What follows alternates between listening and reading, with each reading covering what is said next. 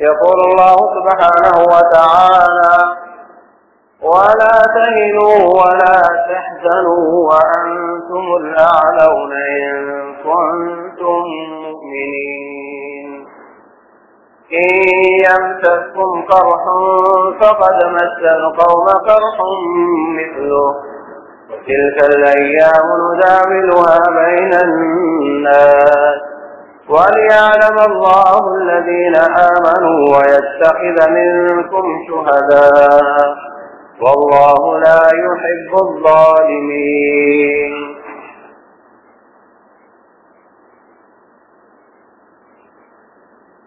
اور کمزور نہیں پڑو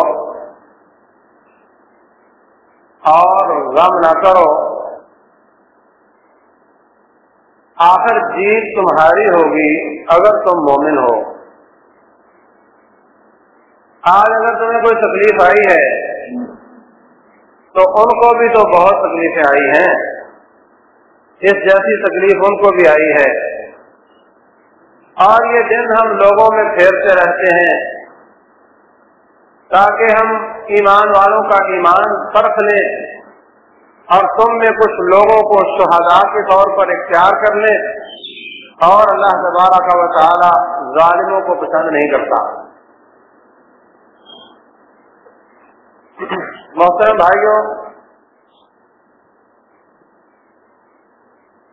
اللہ تبارک و تعالی اس ساری کائنات کے تمام کنٹرول کا مالک ہے، وہ جب جو چاہے کر سکتا ہے۔ اللہ کی بغاوت کرنے والے، کفر کرنے والے، شرک کرنے والے، اللہ کو گالیاں دینے والے، یہ سب اللہ تعالیٰ کے علم میں ہے۔ اللہ چاہے تو ان میں سے کوئی کچھ نہیں کر سکتا،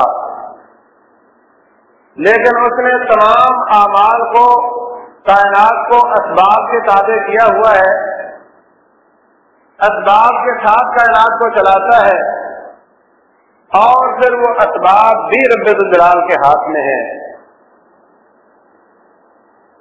اگر اس کائنات کو، اس کے قوانین کو، اس کے اسباب کی ترتیب کو بائی پاس کرنا ہوتا، ڈائریکٹ کامیابیاں دینی ہوتی، ڈائریکٹ جنت دینی ہوتی، ڈائریکٹ فتوحات دینی ہوتی، تو اس کے سب سے زیادہ حقدار محمد رسول اللہ صلی اللہ علیہ وسلم۔ ان کو رب الجلال جنگوں میں جانے سے منع کر دیا ہوتا کہ ٹھیک ہے ہمارا قاعدہ تو یہی ہے، لیکن آپ چونکہ نہایت اعلیٰ شخصیت ہیں، آپ جیسا تو میں نے کسی کو پیدا ہی نہیں کیا، اس لیے وہ تیر جو کسی انسان کو لگ کر اس کی جان ختم کر سکتا ہے وہ آپ کو بھی لگ سکتا ہے، تو آپ تو نہایت قیمتی ہیں، اس لیے آپ مت جائیں، آپ کو خراش نہیں آنی چاہیے۔ ایسا نہیں ہوا، بلکہ اس کائنات کی مہنگی ترین شخصیت،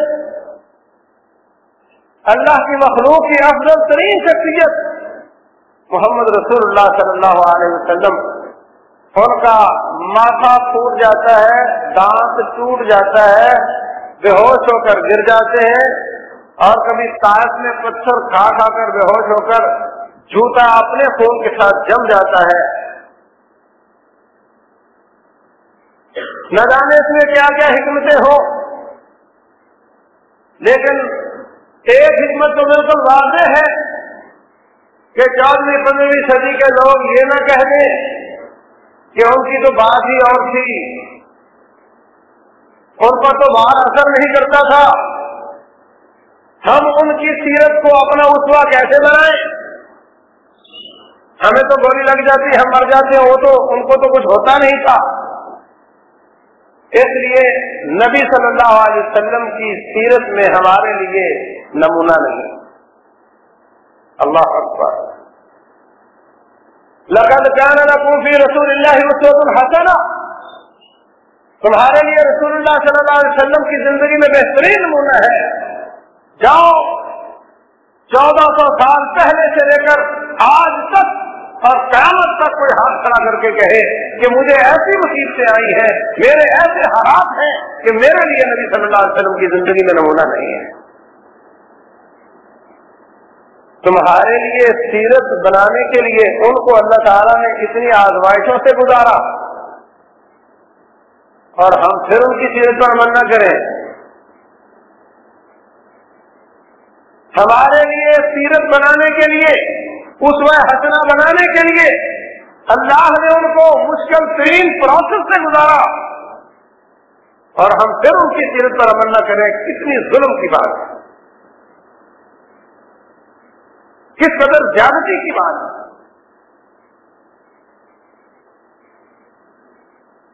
تیسری صدی ہجری ہے، شوال کا مہینہ ہے،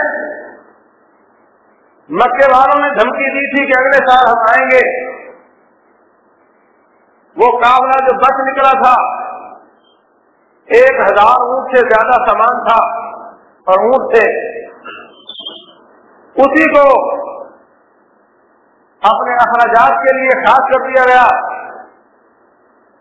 اور اسی میں مزید چندہ مہم چلائی گئی۔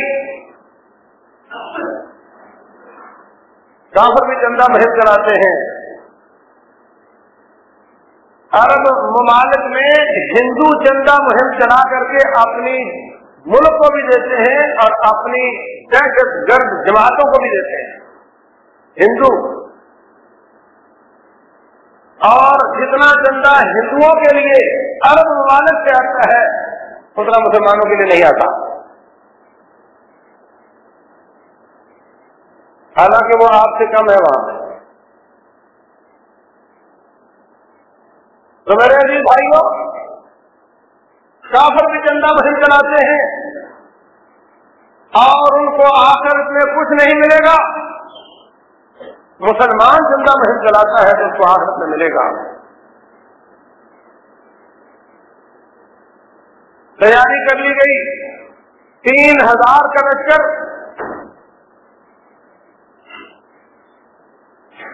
اور بہت زیادہ ساز و سامان، اور کچھ عورتیں بھی ساتھ لے کر آئے کہ اگر مسلمان ہمیں قتل کر کے ان تک پہنچنا چاہیں تو بچے کچے لوگوں کی غیرت جاگ اٹھے تو وہ غیرت کی وجہ سے ہم گر جائیں ان کے ساتھ۔ عورتوں کو بھی لے کر آئے، اونٹ بھی لے کر آئے، گھوڑے بھی، بہت زیادہ سامان کے ساتھ لیس ہو کر آئے۔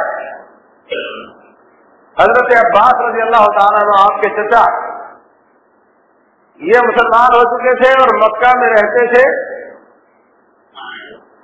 ہجرت نہیں کی تھی، اور وہاں سے آپ کو خبریں پہنچاتے تھے۔ ان کا پیغام آ گیا کہ اس لیول کی تیاری ہے۔ نبی صلی اللہ علیہ وسلم نے ساتھیوں کو بتایا کیا کرنا چاہیے۔ ایک مشورہ یہ آیا کہ مدینہ میں رہ کر لڑائی لڑنی چاہیے، یہاں اونٹ موجود ہے، گلیوں کے دروازوں پر لڑائی ہوگی، چھتوں سے ہم وار کریں گے۔ عبداللہ بن ابی رئیس المنافقین کو بڑی بات پسند آئی، کہتا یہ بہترین مشورہ ہے، اس لیے کہ اس میں معلوم نہیں ہوگا کہ کون لڑا کون نہیں لڑا، سب گھروں میں بیٹھے ہوئے ہیں۔ دوسرا نقصان یہ ہوگا کہ کوئی منافق اپنی گلی سے کافروں کو داخل کر دے تو سارے کی ساری گیم خراب ہو جائے گی۔ کہتا یہ مشورہ بہت اچھا ہے۔ دوسرے ساتھی حمزہ بن عبد المطلب رضی اللہ تعالیٰ عنہ کہتے ہیں اللہ کے رسول صلی اللہ علیہ وسلم میں نے تو حلف اٹھایا ہوا، قسم اٹھائی ہوئی ہے کہ میں نے کافروں کا پیا پاچا کرنا ہے۔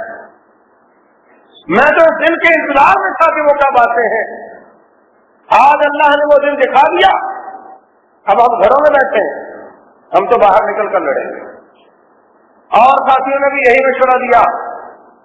رسول اللہ صلی اللہ علیہ وسلم نے تیاری کر لی، 2 اکٹھی ضلع پہن لی، آپ نے سر پہ کھود چڑھا لی، نکلے تو جن لوگوں نے بہت زور دیا تھا، کہنے لگے ہم نے زیادتی کی ہے، ہو سکتا ہے نبی صلی اللہ علیہ وسلم کے پہلے مشورے میں برکت زیادہ ہو، कल कोई नुकसान हो गया तो लोग हमें मरामत करेंगे। इसलिए आपको हमें ये कह देना चाहिए कि हम अपना मशवरा वापस लेते हैं। रसूलुल्लाह सल्लल्लाहु अलैहि वसल्लम फरमाते हैं किसी नबी के लिए लायक नहीं कि जब वो तैयारी कर ले तो फिर वो वापसी का रास्ता इख्तियार करे। इसमें भी बड़ा सबक है। बाद लोग आखिरी लम्हे तक शशोबंद में रहते हैं, करूं ना करूं। फैला अज़म का फतवक्कल अल्लाह, जब अज़म कर लो फिर अल्लाह पे तवक्कल कर लो, फिर उस काम को कर गुजरो। हर वक्त हिचकिचाहट में रहना, शशोबंद में रहना, हर वक्त तरद्दुद का शिकार रहना, ये तरीका मुसलमानों का नहीं है। मशवरा करो, खंगालो, इस्तिखारा करो, और जब फैसला हो जाए तो फिर बार बार उसको रिव्यू ना करो, बल्कि फिर उसको कर गुजरो। अल्लाह ताला उसमें कोई बरकत देगा।